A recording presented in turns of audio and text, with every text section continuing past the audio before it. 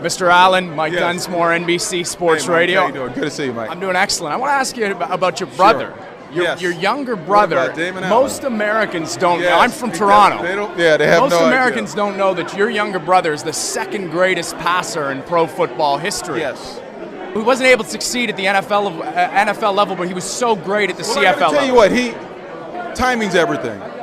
Damon sort of developed late, came out at a different time. Actually, one of his best friends was Randall Cunningham, so they remained very, very close throughout their careers and stuff like that. But Damon, growing up with Damon, he was the third child, so he was that middle child, so he had to become very independent. And we always challenged him. And he was his own personality, he was his own man, and he was exceptionally talented, not only in baseball, rather football, but in baseball as well. And for many, many years, he kept getting drafted while he was playing football. He was a pitcher. He was on the Cal State Fullerton National Championship team, and the Pittsburgh Pirates drafted him. I went to, I think it was they drafted him. It was a couple other teams that drafted him. He's a multi-sport athlete. He just developed late. Damon was probably as good as athlete as anybody. He could play baseball, he could play football, he could play basketball, he could do it all.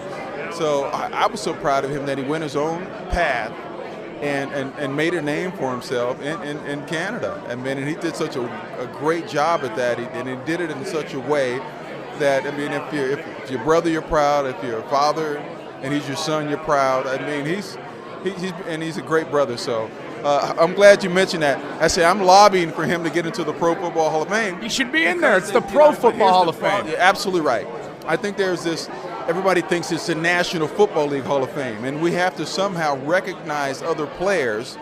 And Look at Anthony Calvillo from Los Angeles. Calvillo, How many people in LA even know about him? Played in Montreal, and He's number one on that Pro Football yes, list. I do know that, and the numbers that these guys put up, it's amazing. So somehow there's got to be some inclusion here because I think Fritz Pollard coached up there and played down here, so perhaps, and Warren Moon also. So he's the guy that sort of maybe could give hopes to other players to get in there, especially my brother, because Let's get Damon and Marcus in the Hall of Fame together. Man, thank you.